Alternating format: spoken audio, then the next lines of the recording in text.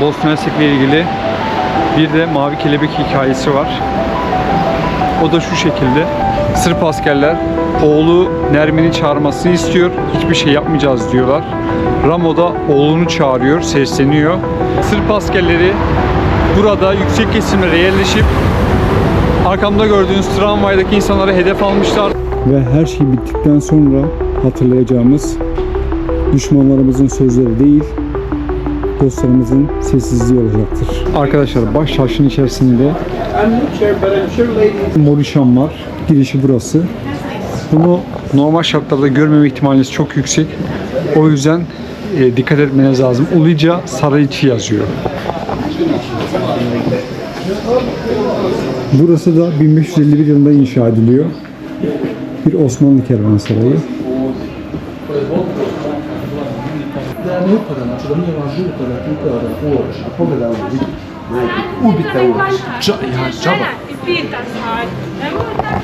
Burada gelen kervanlar 3 gün konaklama hakkına sahipmiş. Fakat şöyle bir sistem var burada. Tüm kervanlar girdikten sonra buranın bundan başka kapısı olmadığı için bu kapı kapatılıyormuş. Bir sonraki gün ise gelen tüccarlar tüm ürünlerini sayıp kapı ondan sonra açılıyormuş. Herhangi bir hırsızlık vesaire olmasın diye. Sevil'in yakın bir noktasında ise Bakırcılar Çarşısı var. Buraya da gelip hediyelik eşyalar alabilirsiniz. Burası Osmanlı zamanından beri Bakırcılar Çarşısı olarak işletiliyor. Adeta küçük bir Osmanlı şehri gibi. Mesela birini soralım. Excuse me. How much? Koliko? 100. 100 mark. 100. Bu mesela bu şekilde 50 euroymuş. Şu şekilde. Hvala puno. Molim.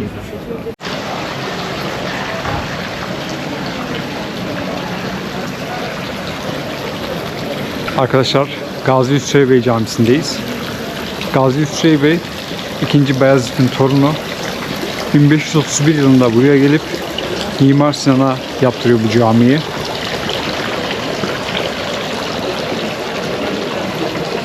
Cami namaz saatleri dışında kapalı, sadece namaz saatleri içerisinde açılıyor.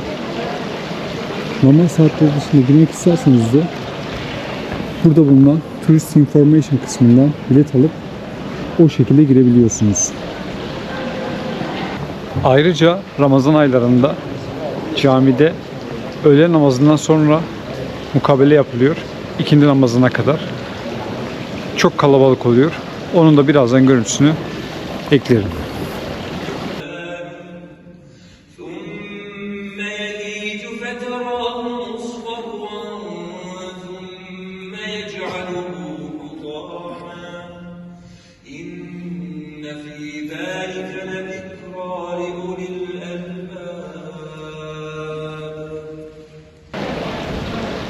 Caminin hemen karşısında bulunan bir de Gazi Hüsrev Bey Müzesi var. Orada isterseniz ziyaret edebilirsiniz. Caminin sağ kısmında ise ay saati esaslı bir saat kulesi var. Onun altında da bir imaret var. Orası da 7/24 saat açık. Gezerken acıkırsanız oraya gelip bir şeyler alabilirsiniz. Sürekli taze ürün satılıyor. Şimdi sizi oraya götürüyorum.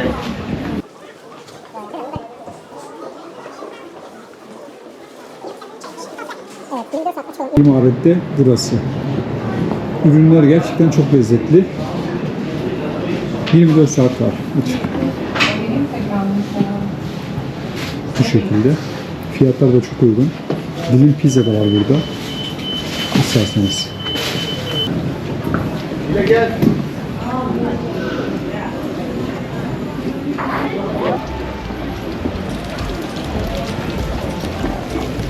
Arkadaşlar caminin dış köşesinde bulunan bu muslukların ise ilginç bir özelliği var. Buraya geldiğiniz zaman sağ taraftan su içerseniz buradan biriyle eğleniyormuşsunuz. Sol taraftan su içerseniz ise buraya tekrar geliyor musunuz? İkisinden de için bekarsanız eğer. Malo biti tiše.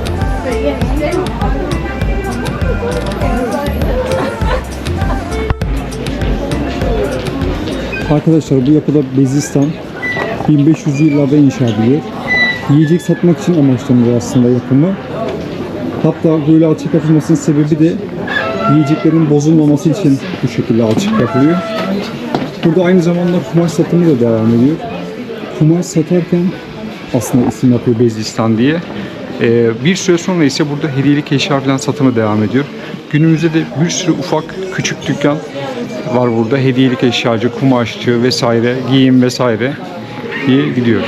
Buraya da gelirseniz uğrayabilirsiniz. Bizim kapalı çarşı andırıyor biraz.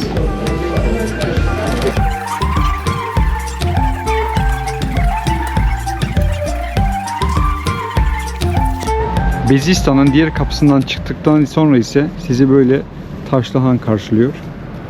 Taşlı Han da Osmanlı zamanında yine 1500 yıllarda yapılıyor. Burası bir han olarak kullanılıyor.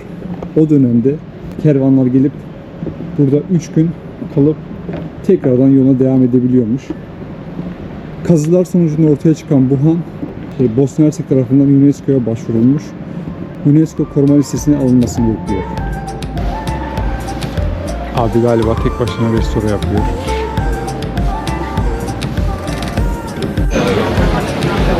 Arkadaşlar şimdi şehrin Batı kısmına ilerliyoruz. Bu gördüğünüz nokta Doğu ve Batı medeniyetinin buluştuğu yer. Sağ taraf Osmanlı mimarisi, sol taraf ise Avusturya mimarisini temsil ediyor. O yüzden buraya Saraybosna kültürlerin buluşma noktası demişler. şehrin batı kısmına doğru ilerlerken Ferhadiye Camisi ile karşılaştık. Bu cami de savaş döneminde tamamen yıkılıyor ve sonra yeniden yapılıyor. burada camiler namaz vakti dışında kapanıyor arkadaşlar. Namaz kılmak isteyenler için de hemen caminin dış kısmında bir yer bulunuyor ve insanlar orada namazını kılıyorlar.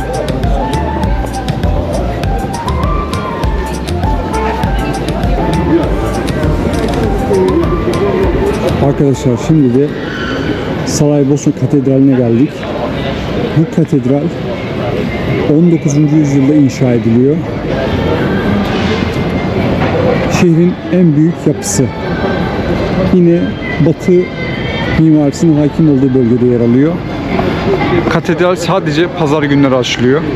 Katedralin önünde bir de Papa II. Jean Paul'ün heykeli var. Savaş döneminden sonra Papa II. Jean Paul burayı ziyaret ediyor. Onlara destek için. Bu sebeple bu şekilde bir de heykel var.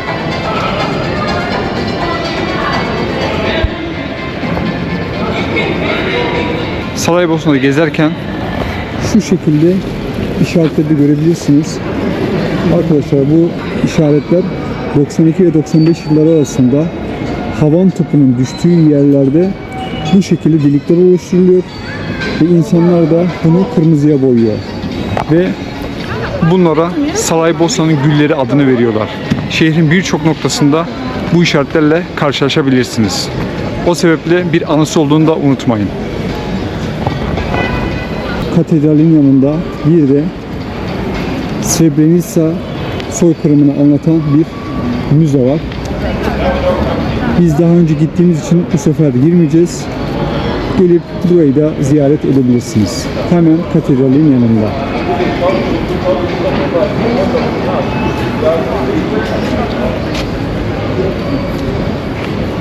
Arkadaşlar Saraybosna ile ilgili şunu da söylemek istiyorum. Buraya çocuklu aileler de çok rahat gelebilir. Hiçbir problem yaşamazsınız. Çünkü şehir merkezinde her yer yürüme mesafesinde. Fakat şuna dikkat etmeniz gerekiyor. Kaldığınız yeri mutlaka yokuş olmayan yerden ayarlarsınız. Çocuğunuz varsa tabii ki. Yoksa problem yok da diğer türlü problem yaşayabilirsiniz. çocuk arabasıyla her türlü rahat bir şekilde gezebilirsiniz. Şimdi de Kuru Et Pazarı'na doğru ilerliyoruz. Şehrin yine Batı mimarisinin olduğu kısımda bu şekilde Kuru Et Pazarı var.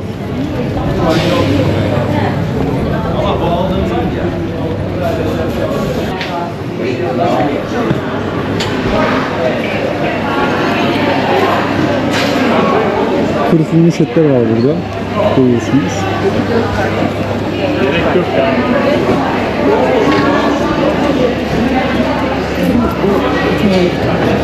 Mesela şu 35 kg.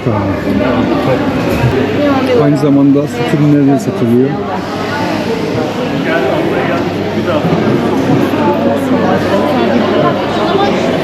$15'li yumurta 2,5 euro. Evet. Ucuz zaten. Dediğim gibi. Bu kurutulmuş etin kilosu 25 km, yani ikiye böldüm işte.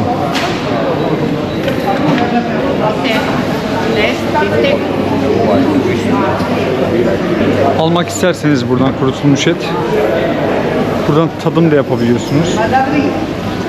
Gelip alabilirsiniz.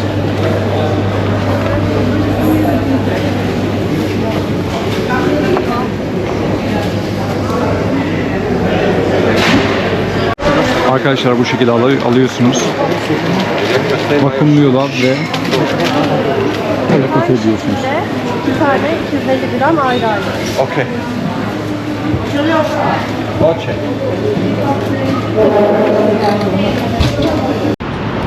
Sönmeyen ateş anıtının yanına geldik.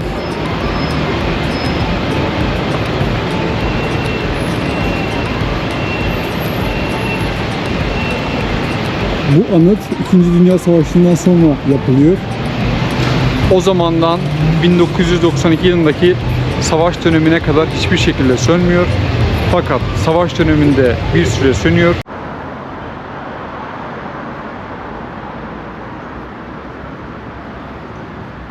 ...95 yılında savaşın sona ermesiyle tekrardan yakılıp yine yanmaya devam ediyor. 2. Dünya Savaşı'ndaki hayatını kaybeden Bosnalıların anısına yapılıyor burası. Bu şekilde koruma altına da alınmış. Şehrin batı kısmında yer alıyor burada.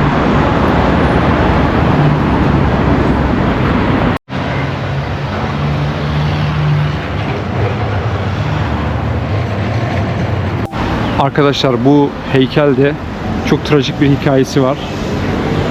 Bu adamın ismi Ramo. Srebrenica katliamı döneminde Sırp askerler oğlu Nermin'i çağırmasını istiyor. Hiçbir şey yapmayacağız diyorlar. Ramo da oğlunu çağırıyor, sesleniyor. Fakat 2008 yılında Srebrenica'da ikisinin de toplu mezarda cesedi çıkıyor.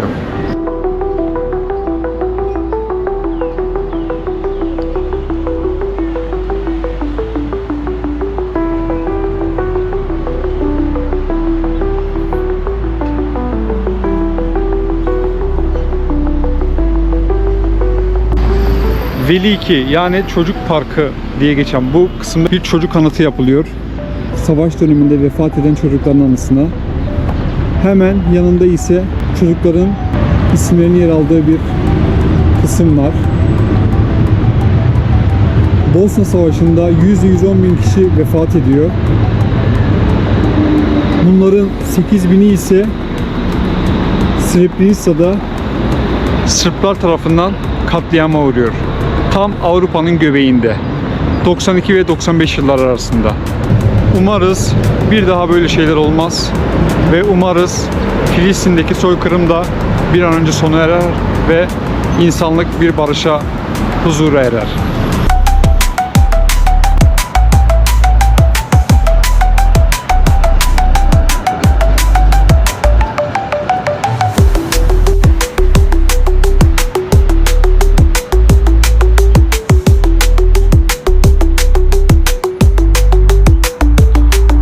Saraybosna'da gezerken binaların bu şekilde delik deşik olduğunu çok fazla görürsünüz. Bunun sebebi de 92 ve 95 yılları arasında gerçekleşmiş olan savaştan kaynaklanıyor. O dönemde Yugoslavya'nın dağılmasıyla birlikte federal devletler hep bağımsızlık talebinde bulunmuşlar. Onlardan biri de Bosna Hersek'tir. Bosna Hersek'in bağımsızlık talebine ise yine Bosna Hersek sınırları içerisinde yaşayan Bosnalı Sırplar karşı çıkmıştır. Hatta o dönemde yapılan bağımsızlık referandumunu da boykot etmişler. Bosnalılar ve Hırvatlar o referanduma katılmış ve büyük oranda evet oyu çıkarken Bosnalı Sırplar reddedip Sırbistan'dan da destek alarak Saraybosna'nın büyük kısmı Sırplar tarafından kontrol altına alınmıştır. savaşa dair en önemli etkenlerden biri de bu şehrin girişi çıkışı tamamen kapatılmış ve havalimanının olduğu yerde bir umut tüneli inşa ediliyor. Bu umut tüneliyle de şehre yiyecek, içecek filan o şekilde temin ediliyormuş. O dönemde insanlar şifreli konuşup belli başlı insanların bildiği bir yer olduğu için olabildiğince az insan tarafından biliniyormuş o tünel. Ve bu şekilde insanlar yaşamını sürdürmeye devam etmişler. Hatta öyle ki Bilge Kral diye bilinen Aliye İzzet Begoviç de çoğu zaman o tüneli kullandığı söyleniyor. Günümüzde o Umut Tüneli'nin bir kısmı ziyarete açık. Orayı da ziyaret edebilirsiniz. Konumunu bırakırım. Ben daha önce gittiğim için bu sefer gitmeyeceğim. Havalimanına çok yakın bir konumda yer alıyor.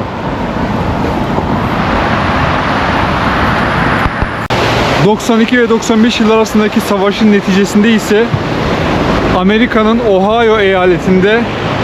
...Dayton kentinde bir anlaşma yapılıyor. Sırbistan, Hırvatistan ve Bosnalı yetkililer gidiyor oraya. Rotasyona dayalı bir devlet kuruluyor burada. Yani o da şu şekilde oluyor. 5-6 ayda bir devlet yönetimi değişiyor. Bir dönem Bosnalılar kontrol altına alıyor. Bir dönem Hırvatistanlılar ve bir dönem de Sırplar tarafından buralar yönetiliyor.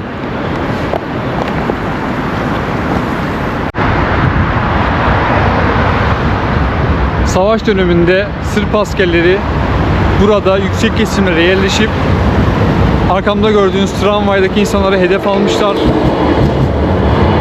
Birçok insan bu şekilde hayatını kaybetmiş. Bu sebeple buradaki tramvaylara da o dönemde ölüm treni olarak isim vermişler. Bosna Hersek ile ilgili bir de Mavi Kelebek hikayesi var. O da şu şekilde. Soykırımdan sonra Bosna Devleti Adalet Divanı'na başvuru yapıyor. Fakat red cevabı alıyor. Çünkü geçerli bir kanıt yok diye. Bosna Devleti bir komisyon oluşturuyor ve kayıp cesetlerin bulunması için bir araştırma yapılıyor. Araştırma neticesinde ise ülkenin ekolojik yapısında bir değişiklik olduğu gözlemleniyor ve bazı yerlerde mavi kelebek popülasyonunun arttığı keşfediliyor. Mavi kelebek de ölüm çiçeği olarak bilinen lavinya ve pelin otuyla besleniyor genelde. Bu sebeple bu bölgeler araştırılıyor ve bu şekilde yaklaşık 300 toplu mezar keşfediliyor. Bu toplu mezarlarda ise 20.000 ceset çıkarılıyor. Bu 20.000 cesedin 18.000'i bu şekilde kimlik tespiti yapılıyor ve 2.000'i maalesef yapılamıyor. Çünkü Sırplar katlettiği insanların bedenlerini herhangi bir şekilde ortaya çıkmaması için çok büyük çaba sarf etmişler. Bu mavi kelebek de bu sebeple Bosna için ayrı bir öneme sahip.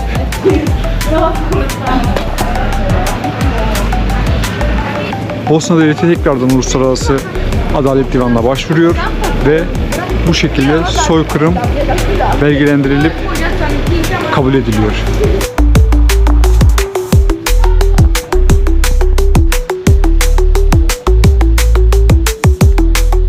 Saraybosna'da Katolikler ve Ortodokslar da yaşıyor. O sebeple birçok kilise de mevcut.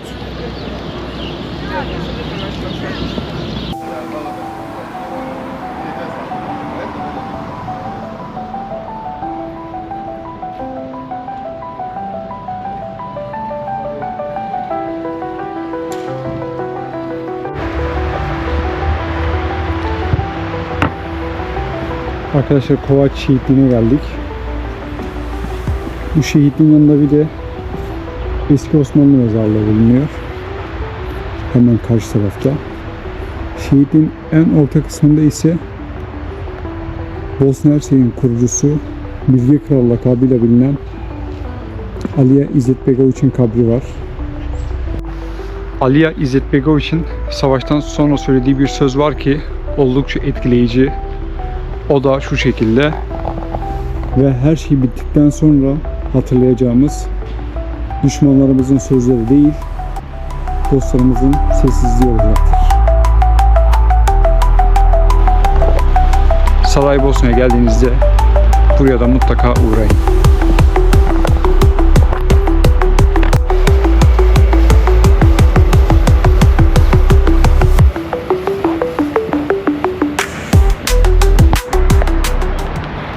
Kovaçi mezarlığının üst kısmında bulunan bu alana tabya deniliyor. Gezinizin bitiminden sonra buraya gelip şu karşıda bulunan kafeden çay veya kahvenizi alıp Şehir manzarası eşliğinde içebilirsiniz. ayrıca gün batımına yakın gelip gün batımını da izleyebilirsiniz.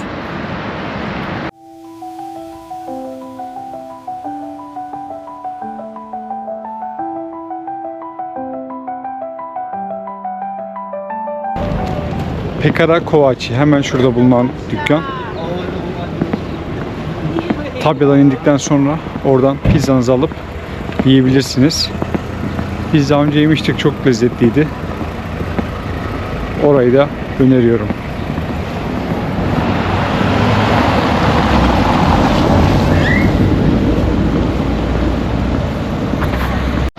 Arkadaşlar bu gördüğünüz Konzum Market bizim ülkemizdeki marketler zinciri gibi. Bu ve bir de Amco Market var. Onlardan ihtiyaçlarınızı alabilirsiniz. Fiyatlar normal.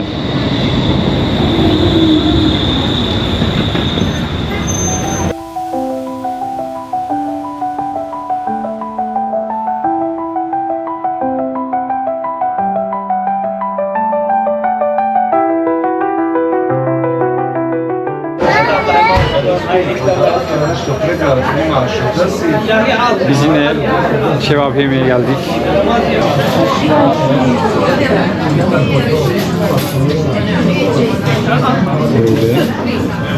Böyle kaymaklı ve soğanlı.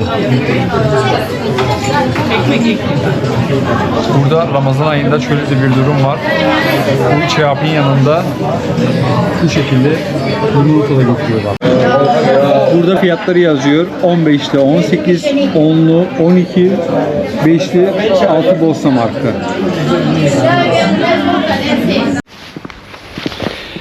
Evet, az önce Bosna'da bir ailenin evine ziyarete gittik.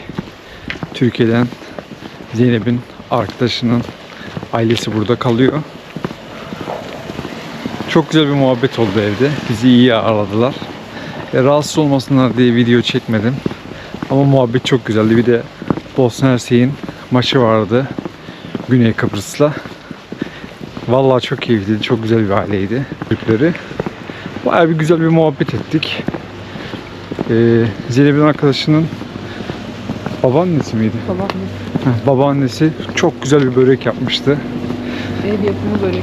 Evet, ev yapımı boşnak böreği yedik. Gayet güzeldi. Ispanaklı ve bal kabaklı ayrı ayrı. Kovaç şehitliğinin olduğu bölgede oturuyorlar.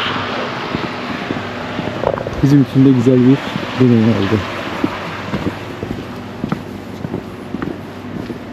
Arkadaşlar Latin Köprüsü'nün hemen karşısından yine 103 numaralı otobüse biniyoruz. havalimanına gitmek için Dobrin otobüsü. Otobüsten bilet alınabiliyor. Two ticket.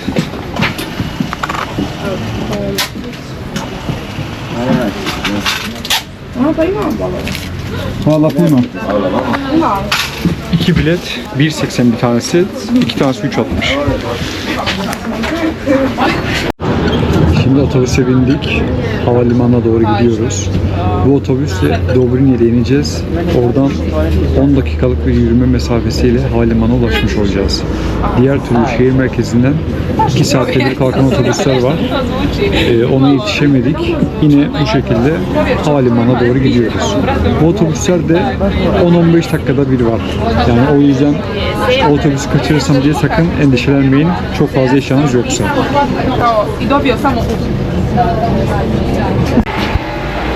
Otobüse indik şimdi. Havalimanına gitmek için.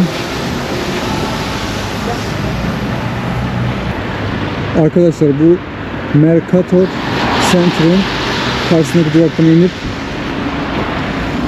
havalimanına doğru yürüyoruz. Eğer şehir merkezine gidecekseniz de yolun karşısında bulunan otobüsün durduğu duraktan şehir merkezine gidebiliyorsunuz yine. Buradan havalimanı 10 dakika sürüyor yürüyerek. Havalimanı da burası. Sağ taraftan da giriş var. Biz hemen soldan geldik. Arkadaşlar Saraybosna gezimiz sona ermiştir. Videoyu beğenmeyi ve yorum yapmayı unutmayın. Hepinize çok teşekkür ederim. Bir sonraki seyahatte görüşürüz.